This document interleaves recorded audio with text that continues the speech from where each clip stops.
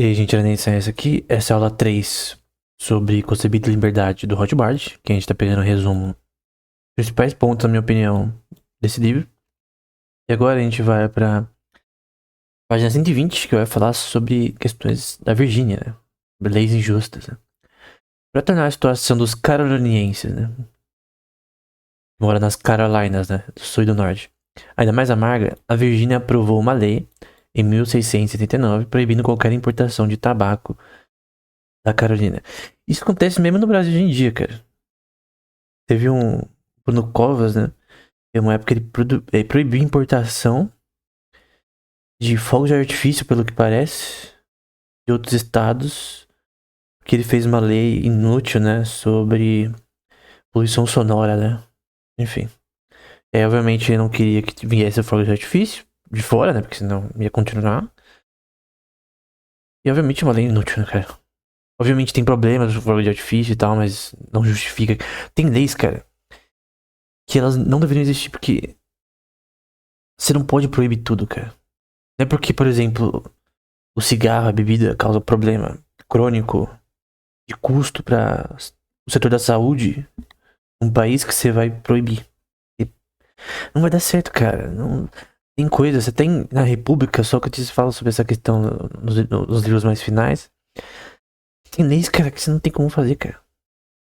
Aquino também fala sobre isso, tem leis que você não consegue aplicar. Então são questões relacionadas à moral. Então, só pode fumar cigarro, mas a família é mal pra ela.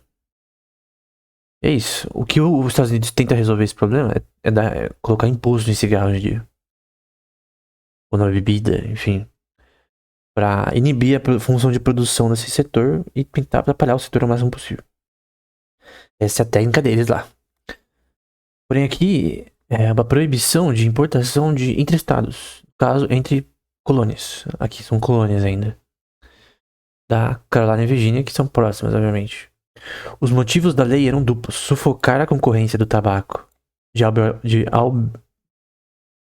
Albemarle e afirmar uma reivindicação territorial irredentista da Virgínia à soberania sobre Albemarle, né? Então eles queriam essa questão de tinha ainda problemas de terras, né?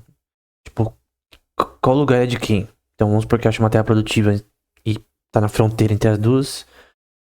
Cada colônia quer ficar com a terra, num caso, nesse caso específico, retórico apenas aqui.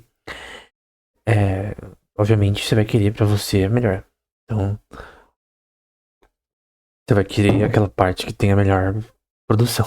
Tipo, Ló escolhendo ir pro lado mais próspero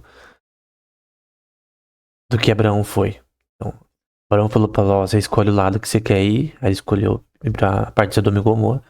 No fim, acabou que ele foi pro pior lugar. Tinha prosperidade, mas não a que ele queria, né? Aí você vê a lei de Grecian Commodities, que eu já citei anteriormente, o opressivo imposto eleitoral para sustentar a receita criada pela igreja anglicana.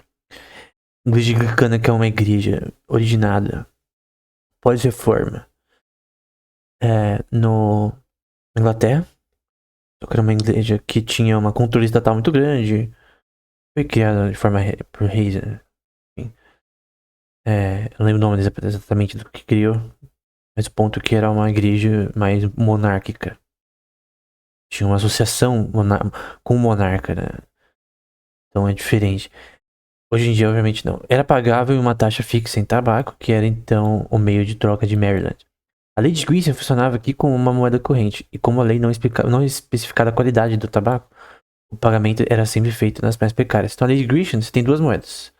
Uma moeda X e uma X Prime, que é a mesma commodity. Então pode ser ouro, pode ser prata, não importa. Você concorda que ouro da mesma espécie, com o mesmo conteúdo, ele é igual, você concorda? Mas e se eu tiver um ouro que tem misturado outras commodities? No caso, esse. Na verdade tá errado, é Prime só. Esse X Prime. O que acontece? Vai acontecer que a lei de Grecian, no contexto estatal apenas, pela visão do Rothbard, a lei de Grecian não se aplicaria no livre mercado. As pessoas vão tender a escolher a que tem o menor valor. Então você tem uma economia bimetalista, por exemplo, você tem. Vamos tirar o ouro aqui, vamos pôr ouro e prata, por exemplo. Então, ouro e prata. E no caso, prata no geral tem. Depende do momento, né? Histórico, mas no geral tem um preço menor do que ouro. E aí, no caso, as pessoas começam a usar mais prata do que ouro. Porque isso acontece em moedas impostas de forma estatal, né? Então a lei de Grisham é isso, né? O dinheiro ruim acaba tirando o bom de circulação. Ele fica com mais uso, né? Nesse sentido, né? Obviamente, intrinsecamente não tem mais valor, mas ele acaba tirando de circulação o bom. Deflacionando o bom, né? No caso, aconteceu aqui com uma commodity. No caso, o tabaco com menor qualidade era vendido como um preço fosse maior. Em questão não vendido, né? Usado como um commodity de moeda por um preço maior do que deveria ser. E o que era bom, né? Então vamos supor que você tem uma empresa, na época, que tinha tabaco da melhor qualidade. Obviamente você teve um custo maior com isso, tem uma administração melhor.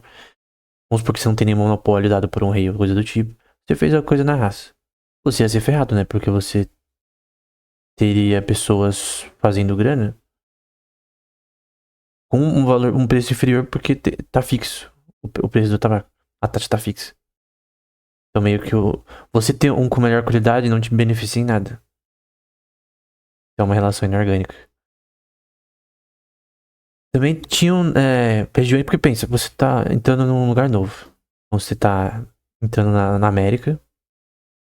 Não tem ninguém ali praticamente. Tem os Indians ali, mas no geral tem terras que não tem ninguém. Você vai construir casas ali. E pensa, você tem um grupo de famílias que estão indo pra uma região. Vamos supor que fosse, sei lá, Nova Jersey. Ou o que a gente conhece hoje como Boston. E uma coisa que acontecia é que inicialmente as pessoas talvez tinham essa noção de compartilhar tudo, né? Então era meio que uma comunidade que, entre aspas, uma grande família, entre aspas, né? Então, uma das principais razões para dificuldades persistentes para o período de fome em Plymouth, assim como antes em Jamestown, era um comunismo imposto pela companhia, né? Então a companhia que financiou esse processo de colonização nesse contexto, meio que os bens eram de todo mundo. Então ninguém tinha uma questão de propriedade privada ainda. Só que isso é um problema, né? Talvez inicialmente, nas primeiras semanas, talvez assim seja normal. Mas depois, quando você tem as pessoas construindo, fazendo casas, você tem que ter uma liberdade econômica. Então teve uma transição de um pseudo-comunismo para um capitalismo. Então, aí no caso, as pessoas começaram a ter mais liberdade. E normalmente você tem essas crises de opressão da liberdade dos colonos e também partes em que eles vão ter mais liberdade, como Pensilvânia, principalmente. Finalmente, para sobreviver, a colônia 1623 permitiu que cada família cultivasse um pequeno lote de terra. E agora o ponto particular, primeiro ponto. E o seu uso individual, ou seja, a pessoa define seu uso. Do que quer plantar, da forma que quer plantar. O quanto vai plantar, né? Então não tem ninguém falando, você tem que plantar e colher tanto. Você tem que produzir tanto, senão a gente vai tirar a terra de você. Se você falar assim, a terra não é sua. Então por isso que você tinha esse current, que basicamente era um imposto territorial e que no fim a casa não é sua. E é estranho, porque você tá indo numa terra de ninguém, você constrói uma casa ali com seu próprio capital. Vamos supor que você não tem nenhum land grant, você não tem ninguém te dando de graça a terra. Por que você tem que pagar imposto da terra, cara? É sua. Você foi lá e plantou. Vamos supor, vamos fazer um exemplo aqui categórico. Vamos supor que você foi sozinho, que nem o Leif Erikson, pra América. Tu foi lá sozinho. Vamos supor que você foi com 20 pessoas. Sua família ali, você levou todo mundo lá de Abraão da vida. Você cavou poços, construiu suas casas, teve gado e tudo. Protegeu sua terra de tribos ao redor que vinham encher o saco.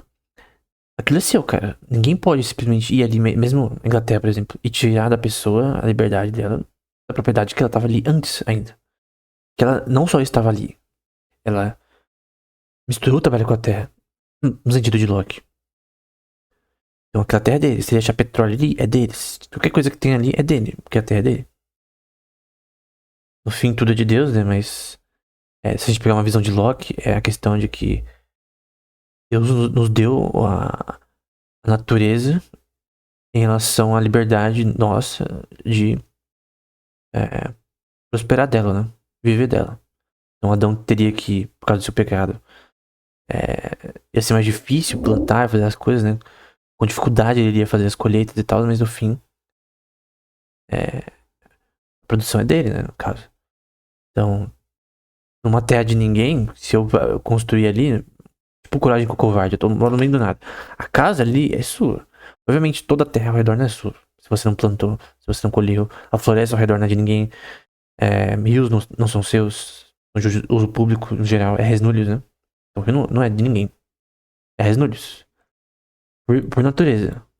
Não pode falar, não, esse rio é meu. Não, cara. Tá louco? Tu não criou o rio é da natureza, como que você é seu? Todo mundo pode ir lá e pegar a água do rio.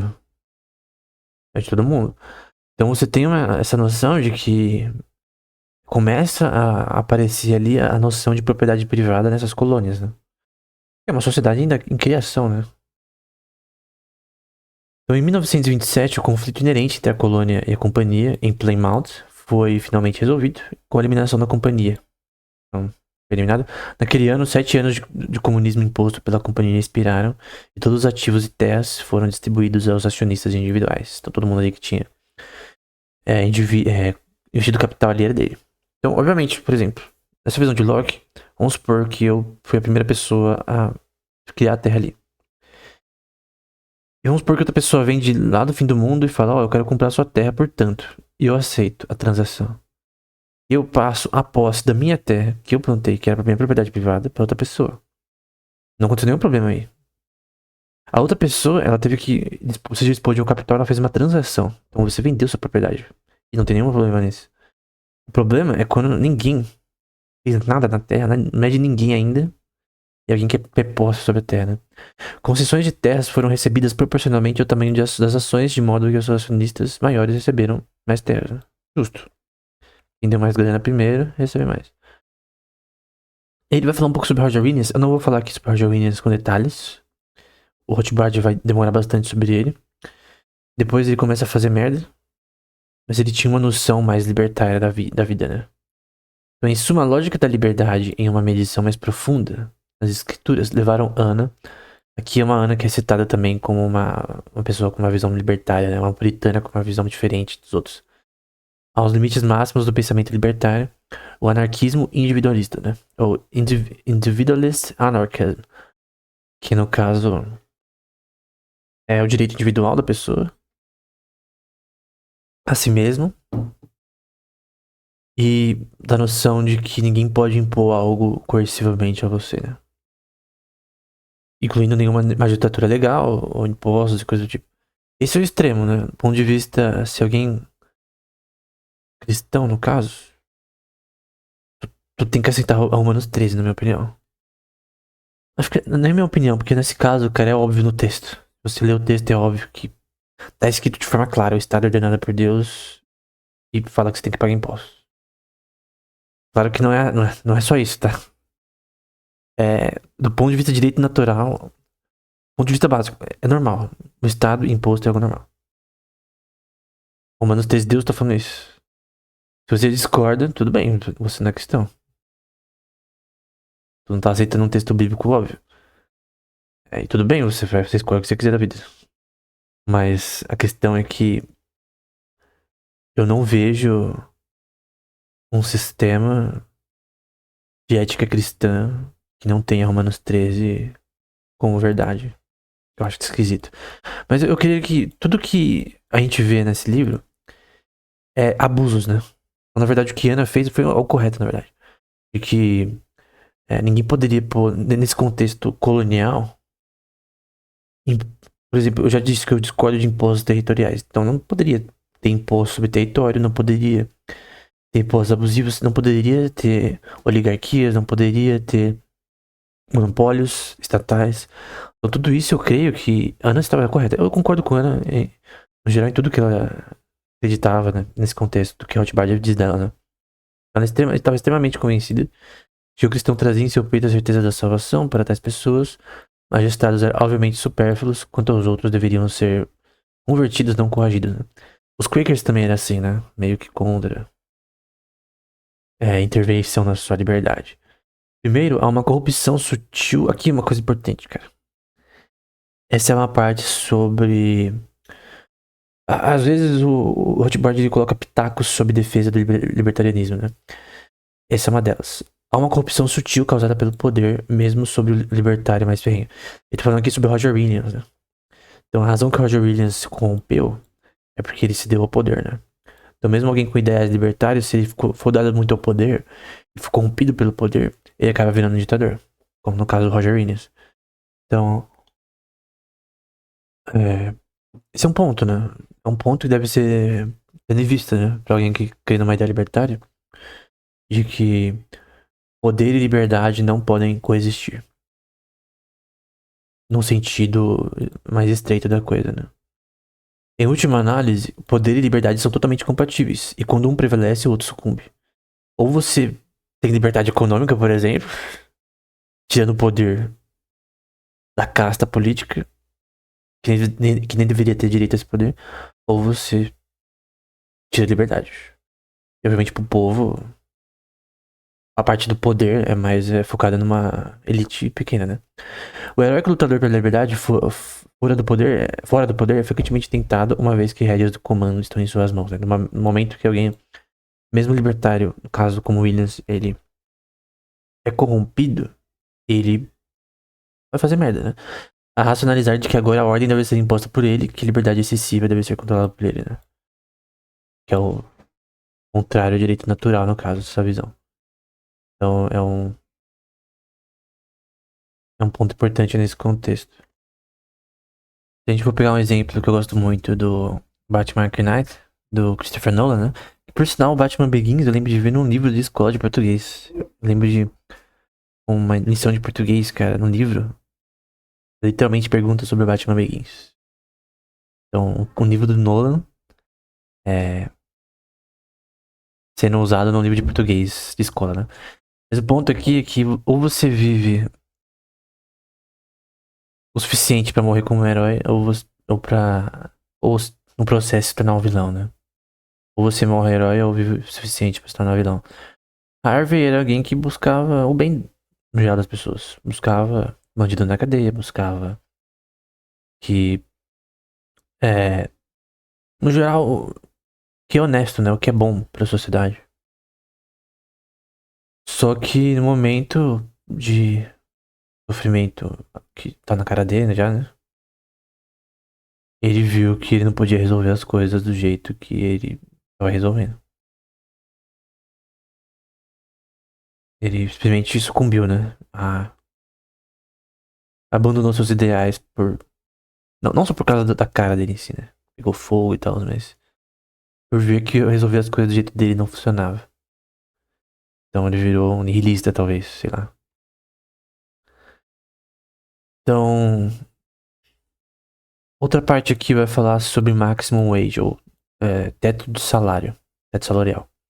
O controle do salário máximo sempre se agrava à escassez de mão de obra, pois os empregadores não conseguem obter os trabalhadores necessários ao preço legal. Então, tem uma diferença entre salário mínimo e salário máximo. O salário máximo é o quanto você pode pagar por dados trabalhadores. Só que você tem relações de oferta e demanda por trabalho que elas mudam organicamente.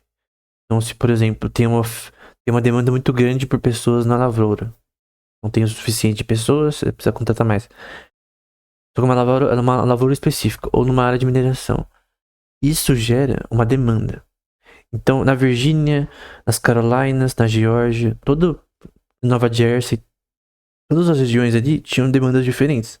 Então, a oferta de trabalho era associada à demanda que estava no trabalho. Então, as pessoas se especializavam pro que estava na região deles, próximo. Então, a pessoa mora na Virgínia. Tá bom, o que tem de mão de obra específica na Virgínia? Ah, eu vou focar no que a Virgínia produz.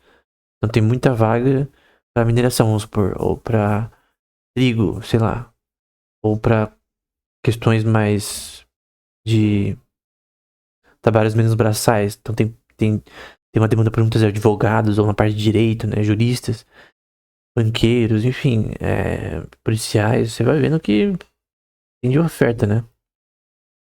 O que demanda o mercado, né? Porque essa oferta e demanda, ela no mercado livre, né? os salários são decididos por ambas as partes, né? Tanto empregados quanto empregadores. E o que decide a oferta e demanda. Obviamente não, sei lá, neurocirurgião, cara. Obviamente é uma coisa tão específica que é óbvio que tem uma oferta muito baixa em relação ao tanto de pessoas, por exemplo, em outras áreas. TI, por exemplo.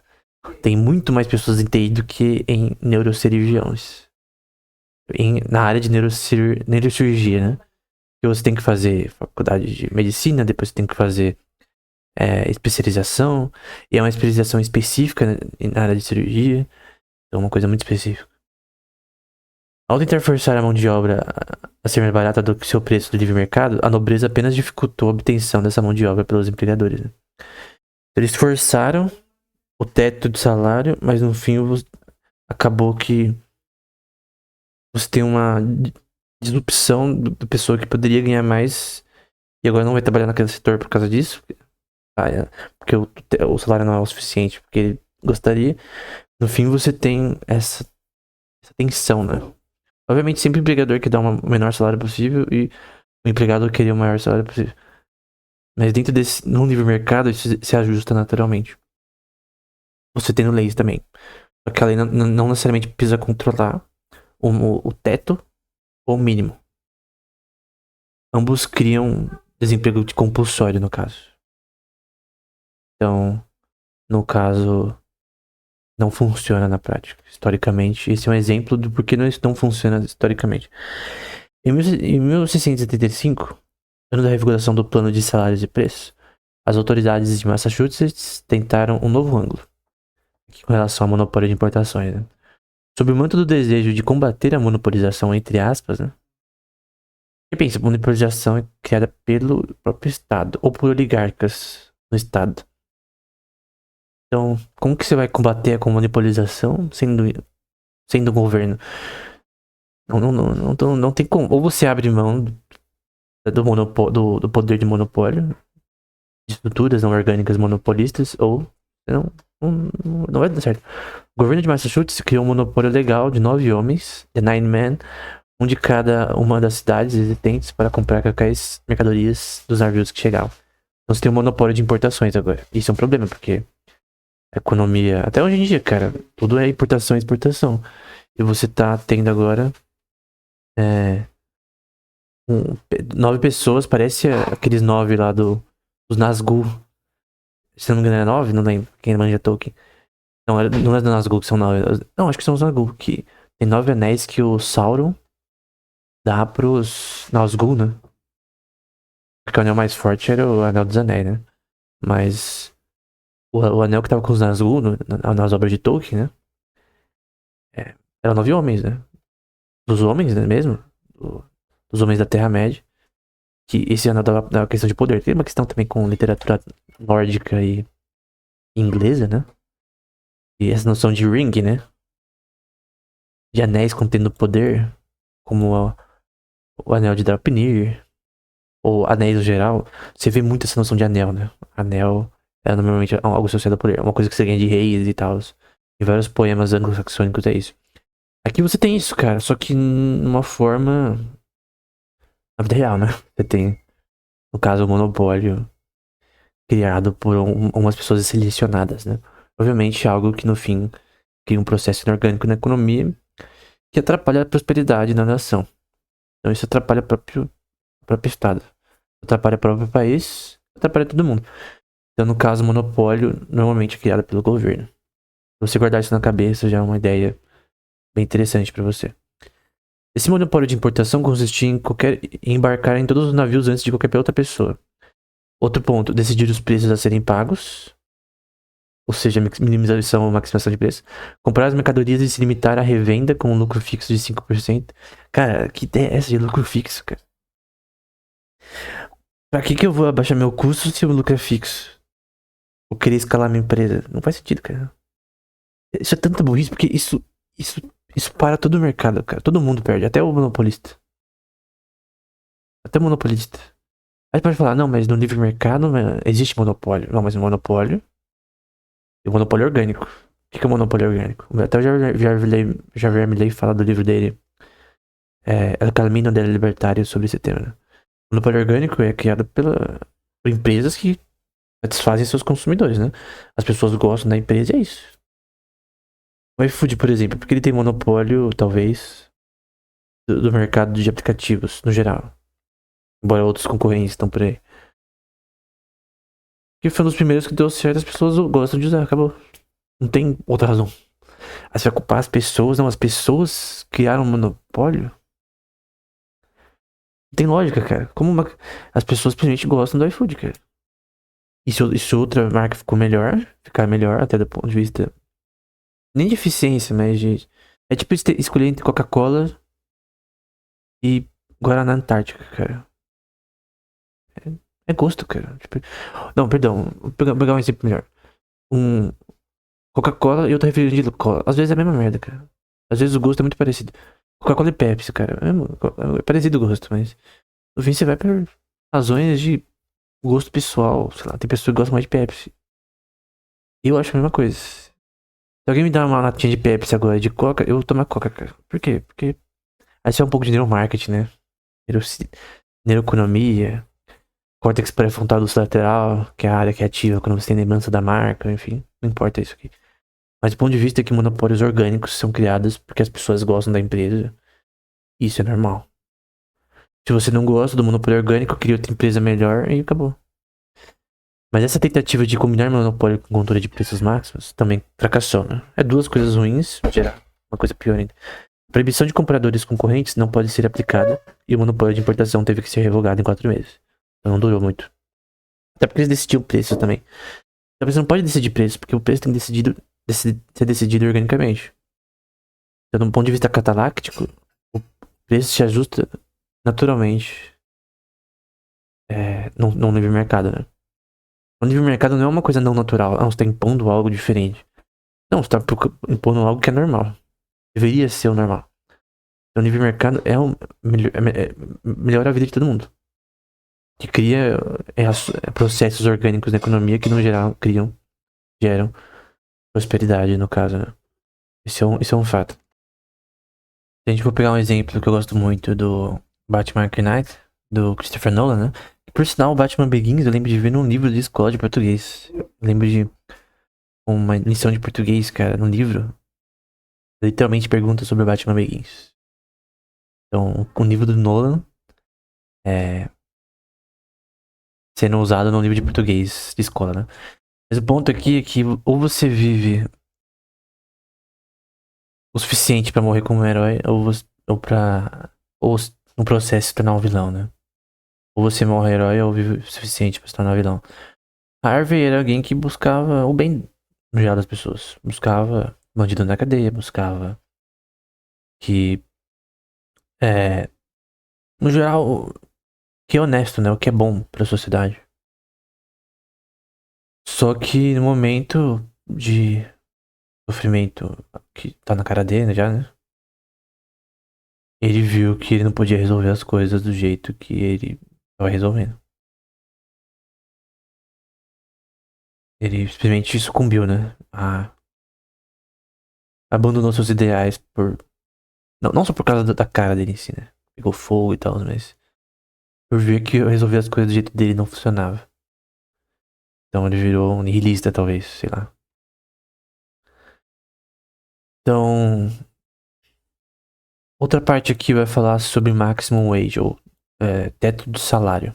Teto salarial. O controle do salário máximo sempre se agrava à escassez de mão de obra, pois os empregadores não conseguem obter os trabalhadores necessários ao preço legal. Então, tem uma diferença entre salário mínimo e salário máximo. O salário máximo é o quanto você pode pagar por dados trabalhadores. Só que você tem relações de oferta e demanda para o trabalho que elas mudam organicamente. Então, se por exemplo tem uma demanda muito grande por pessoas na lavoura, não tem o suficiente de pessoas, você precisa contratar mais. Só que uma lavoura específica ou numa área de mineração. Isso gera uma demanda. Então, na Virgínia, nas Carolinas, na Geórgia, Nova Jersey, todas as regiões ali tinham demandas diferentes. Então, a oferta de trabalho era associada à demanda que estava no trabalho. Então, as pessoas se especializavam porque tava na região deles, próximo. Então a pessoa mora na Virgínia. Tá bom, o que que tem de mão de obra específica na Virgínia? Ah, eu vou focar no que a Virgínia produz. Então tem muita vaga pra mineração, vamos supor, ou pra trigo, sei lá, ou pra questões mais de trabalhos menos braçais. Então tem uma demanda por muitos advogados, ou na parte de direito, né, juristas, banqueiros, enfim, policiais. Você vai vendo que tem de oferta, né? Então, o que demanda o mercado, né? Porque essa oferta e demanda, ela no mercado livre, né? Os salários são decididos por ambas as partes, né? Tanto empregados quanto empregadores. E o que decide a oferta e demanda, obviamente não, sei lá, neurocirurgião, cara. Obviamente é uma coisa tão específica que é óbvio que tem uma oferta muito baixa em relação ao tanto de pessoas, por exemplo, em outras áreas. TI, por exemplo. Tem muito mais pessoas em TI do que em neurocirurgiões. Na área de neurocirurgia, né? Que você tem que fazer faculdade de medicina, depois você tem que fazer especialização. E é uma especialização específica, né, na área de cirurgia. Então, uma coisa muito específica. Ao tentar forçar a mão de obra a ser mais barata do que seu preço do livre mercado, a nobreza apenas dificultou a obtenção dessa mão de obra pelos empregadores, né? Eles forçaram o teto de salário, mas no fim acabou que você tem uma disrupção da pessoa que poderia ganhar mais e agora não vai trabalhar naquele setor por causa disso, porque o salário não é o suficiente porque ele gostaria. No fim você tem essa tensão, né? Obviamente sempre o empregador quer dar o menor salário possível e o empregado queria o maior salário possível. Mas dentro num livre mercado isso se ajusta naturalmente. Você tendo leis também. Só que a lei não necessariamente precisa controlar o teto ou o mínimo. Ambos criam desemprego compulsório, no caso. Então, no caso, não funciona na prática. Historicamente, esse é um exemplo do porquê isso não funciona historicamente. Em 1675, ano da revigoração do plano de salários e preços, as autoridades de Massachusetts tentaram um novo ângulo com relação ao monopólio de importações, né? Sob o manto do desejo de combater a monopolização, entre aspas, né? Você pensa, monopolização é criada pelo próprio Estado ou por oligarcas no Estado. Então, como que você vai combater a monopolização sendo governo? Não tem como. Ou você abre mão do poder de monopólio, de estruturas não orgânicas monopolistas, ou não vai dar certo. O governo de Massachusetts criou um monopólio legal de 9 homens, The Nine Men, um de cada uma das cidades existentes para comprar quaisquer mercadorias dos navios que chegavam. Então você tem um monopólio de importações agora. Isso é um problema, porque a economia, até hoje em dia, cara, tudo é importação e exportação. E você tá tendo agora 9 pessoas, parece aqueles 9 lá dos Nazgûl. Se não me engano é 9, não lembro, quem manja Tolkien. Não é dos Nazgûl que são 9. Não, acho que são os Nazgûl, que tem 9 anéis que o Sauron dá pros Nazgûl, né? Porque o anel mais forte era o Anel dos Anéis, né? Mas o anel que tava com os Nazgûl nas obras de Tolkien, né? Eram 9 homens, né? Dos homens, né, mesmo? Dos homens da Terra-média. Que esse anel dava questão de poder. Tem uma questão também com literatura nórdica e inglesa, né? E essa noção de ring, né? De anéis contendo poder, como o anel de Draupnir, ou anéis no geral. Você vê muito essa noção de anel, né? Anel é normalmente algo associado ao poder. Uma coisa que você ganha de reis e tal. Em vários poemas anglo-saxônicos é isso. Aqui você tem isso, cara, só que numa forma na vida real, né? Você tem, no caso, o monopólio criado por umas pessoas selecionadas, né? Obviamente algo que no fim cria um processo inorgânico na economia que atrapalha a prosperidade na nação. Então isso atrapalha o próprio Estado, atrapalha o próprio país, atrapalha todo mundo. Então no caso o monopólio normalmente é criado pelo governo. Se você guardar isso na cabeça já é uma ideia bem interessante pra você. Esse monopólio de importação consistia em embarcar em todos os navios antes de qualquer outra pessoa. Outro ponto, decidir os preços a serem pagos, ou seja, minimização ou maximização de preço. Comprar as mercadorias e se limitar à revenda com um lucro fixo de 5%. Cara, que ideia é essa de lucro fixo, cara? Pra que eu vou abaixar meu custo se o lucro é fixo? Ou querer escalar minha empresa? Não faz sentido, cara.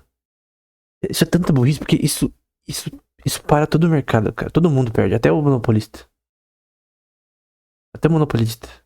Aí pode falar, não, mas no livre mercado existe monopólio. Não, mas o monopólio é o monopólio orgânico. O que é o monopólio orgânico? Até o Javier Milei fala do livro dele, El Camino del Libertario, sobre esse tema, né? O monopólio orgânico é criado por empresas que satisfazem seus consumidores, né? As pessoas gostam da empresa e é isso. O iFood, por exemplo, porque ele tem monopólio, talvez, do mercado de aplicativos, no geral. Embora outros concorrentes estão por aí. Que foi um dos primeiros que deu certo, as pessoas gostam de usar, acabou. Não tem outra razão. Aí você vai culpar as pessoas, não, as pessoas criaram um monopólio? Não tem lógica, cara. As pessoas simplesmente gostam do iFood, cara. E se outra marca ficar melhor, até do ponto de vista. Nem de eficiência, mas de. É tipo escolher entre Coca-Cola e Guaraná Antártica, cara. É gosto, cara. Tipo, não, perdão. Vou pegar um exemplo melhor. Um Coca-Cola e outra refrigerante de cola. Às vezes é a mesma merda, cara. Às vezes o gosto é muito parecido. Coca-Cola e Pepsi, cara.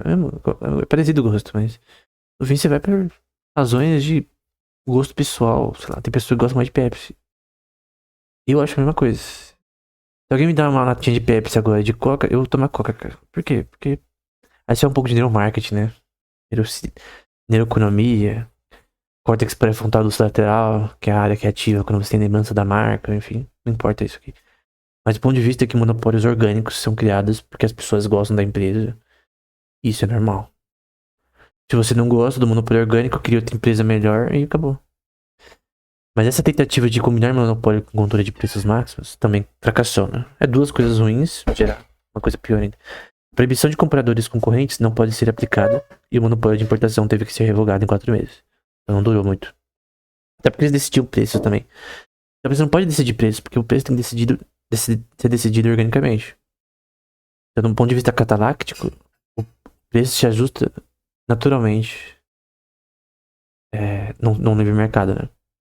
O livre mercado não é uma coisa não natural. Você tá impondo algo diferente. Não, você tá impondo algo que é normal. Deveria ser o normal. Então, o livre mercado melhora a vida de todo mundo.